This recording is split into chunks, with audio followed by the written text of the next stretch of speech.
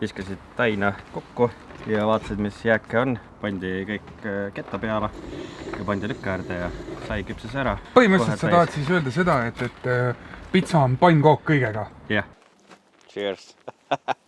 Teet on vaba muide. Hakkame pitsat tegema.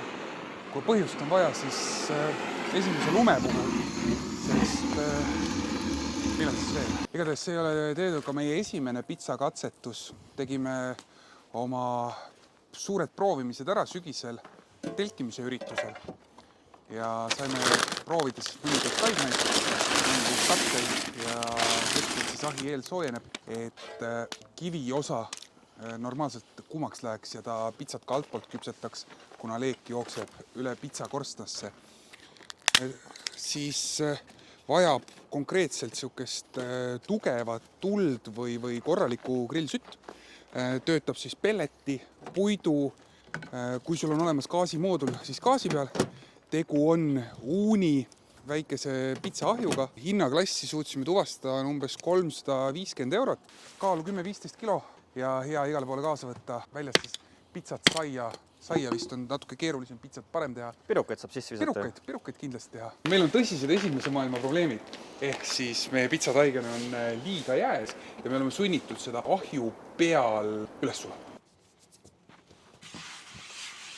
Pitsataigna puhul siis üks efektiivsemaid või üks parimaid on olnud just seesama Eesti Pagari pitsataigna. Kindlasti mitte rullida. Teet, mis sa teed? Räägi mulle. Panen tomatipastat. Siis panen ahju, et teeme eelsoojenduse sellele. Põhi läheb natukene tugevamaks ja siis saab juba edasi teha. Natukene jahu siis mõlema plaadi peale, et ei jääks kinni. Oleks lihtsam võtta seda, jah. Tõstan selle pitsasid natuke üles ja löön selle sinna alla. Nii, taigen eelküpsetatud. Ega palju ei olegi, lihtsalt, et saada natukene tahedamaks. Juustu ei ole kunagi liiga palju, ärge uskuge oma naist. Juustu ei ole kunagi liiga palju, see on fakt. Teaduslikult tõestatud meie poolt, kahekesi tõestasime ära. Pane veel, ära koonerda. Pane veel. Pane veel. Mõistlik on panna juust allapoole, et singid ja siuksed asjad korralikult läbi küpseks. Kui sa paned juustu sinna kõige peale, siis sul jääb tegelikult see singi osa ja see jääb siukseks tooreks. Nii, nüüd läheb siis meie see vorstiken äkki või? Salamit siia peale. Paneme natukene salamit. Mõnesse kohta ja siis paneme vorsti.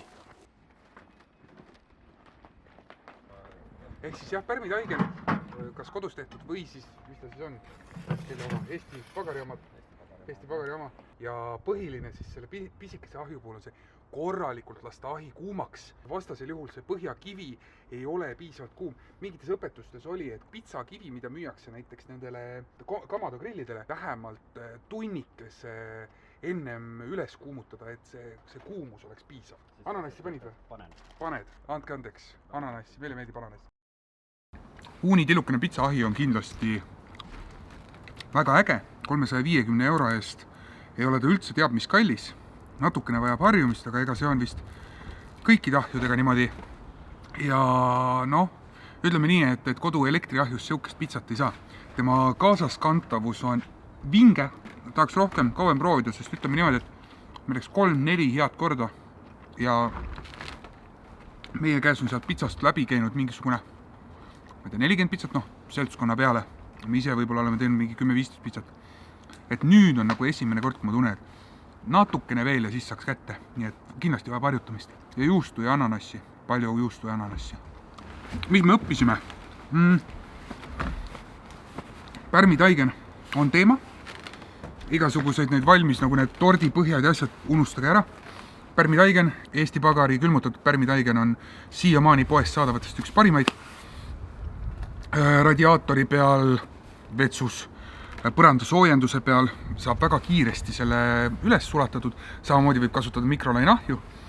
Panen video alla paar õpetust ka, kuidas ise taigent teha, mis tuleb väga hea maitsega ja kuidas seda siis rullida niimoodi, et see koorik ja krõbe, serv ja kõik, kuidas saada see taaliapärane põhi. Selge on see, et ahi tahab saada korraliku kuuma, suured sööd, suured tükid alla, kuumutad nii kaua, et põhi, pitsakivi läheb kuumaks ja siis ta hakkab ka alt küpsetama normaalselt. Muidu soojaks ise läheb 20 minutit. Riptelk.ee veebist koodiga Mine Metsa saad tasuta transpordi ja kui meeldib, siis pane aga kommentaar alla, millest me võiks veel videoid teha.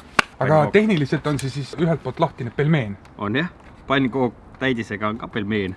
Pannkook täidisega on ka pelmeen. Jah.